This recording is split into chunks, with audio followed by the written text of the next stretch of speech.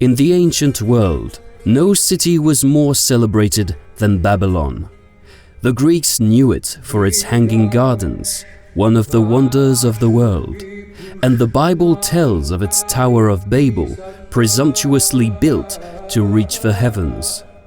It was also the city of Nebuchadnezzar, the conqueror of the Jews. For the early Christians, it was the archetypal wicked city, so that when divine inspiration impelled the author of Revelation to damn the metropolis of Rome for its wickedness, he used the more ancient capital as a code name, Babylon the Great, the mother of harlots and abominations of the earth. Until this day, Babylonian orgies remain a byword. The city gave the name Babylonia to the country of which, in the 2nd millennium before Christ, it became the capital. Babylonia was the southern half of what used to be called Mesopotamia and is now Iraq. More precisely, it was the region between and along the twin great rivers Euphrates and Tigris, from just north of the latitude of Baghdad down to the Persian Gulf.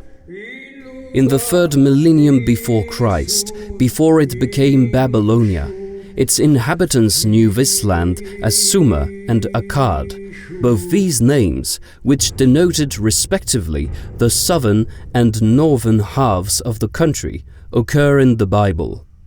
Akkad, spelled A-C-C-A-D in most translations, is to be found in Genesis 10:10, although as the name of a city rather than of a country. Sumer, in the variant form Shinar, occurs in Genesis 11:2-3 as a plain where some of the earliest humans settled and began to make burnt brick, which they used in a building program so ambitious that it brought down the wrath of God. The Bible was right about Sumer. This was indeed the region where monumental building first began. It was also the place of origin of many other fundamental elements of human civilization. Anyone who visits South Iraq today may judge it an improbable region for the beginning of civilization. In many parts, one sees for most of the year nothing but flat and, one might suppose, lifeless desert. Nowhere away from the rivers is a tree to be seen, and the only plants are low, dust-covered shrubs, leafless and apparently dead. Except for insects and a few lizards, no animal life is visible. But there are other sides to South Iraq. Through it run the Euphrates and the Tigris, making the land along their banks luxuriant with lush vegetation. Vast groves of date palms, stretching mile upon mile, dominate this region. Here and there grow belts of poplars and willows. Where the soil is not under cultivation for food crops, there burgeons a jungle of sedges, grasses, tamarisk, and other brushwood species. And in the southernmost parts, the contrast becomes greater still.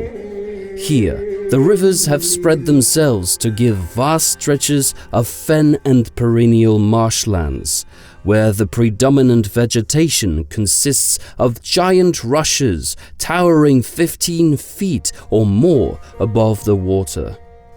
Though it is not without patches of land, some extensive enough for sizable villages, others no more than tiny islands formed of silted-up reed beds big enough for a single reed house, the predominant impression is of a world of water.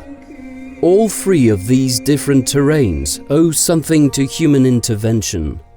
Before man arrived on the scene and learnt to control the rivers, there was not the stark contrast between the arid and the lush which is to be seen today. To understand how the present situation came about, we have to examine how the Euphrates and Tigris behave.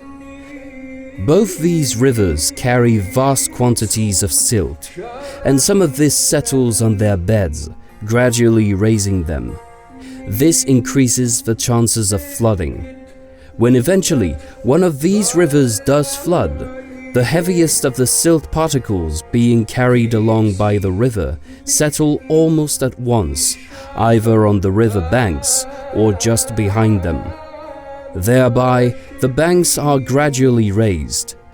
With this continual raising of both bed and banks, in time it comes about that the river is actually flowing above the level of the surrounding countryside. Without human intervention to ensure that the banks remain sound everywhere, seepages develop, allowing water to leak away from the river. The consequence may be anything from a small wet patch to a permanent stream of considerable length, perhaps ending in a swamp or feeding an oasis. But this is not the end of the story. From time to time, the rivers undergo more drastic changes. A flood gouges out a huge breach in the banks, and the water gushes out to find a new lower bed, leaving the old raised bed either totally dry or with just a trickle of water. Such factors had been operating for thousands of years before man began to settle in South Iraq. Thus, by the time human beings first arrived, the whole area must have been crisscrossed by an intricate network of former water channels, great and small, with a variety of dry levées, wet patches, natural ditches, ponds, lagoons, fens, swamps, and oases. The greater distribution of water away from the rivers would have resulted in far more permanent vegetation cover than exists today. Areas of poplars and willows would have been much more extensive, and individual trees would have been much bigger than any found today, when Arabs invariably hacked them for fuel before they can reach any size. Date palms would be there, but with little resemblance to date palms as we know them. The tall, stately trees we see today are entirely the product of human care, produced by the regular lopping of all side shoots. Left to itself, the date palm does not grow tall.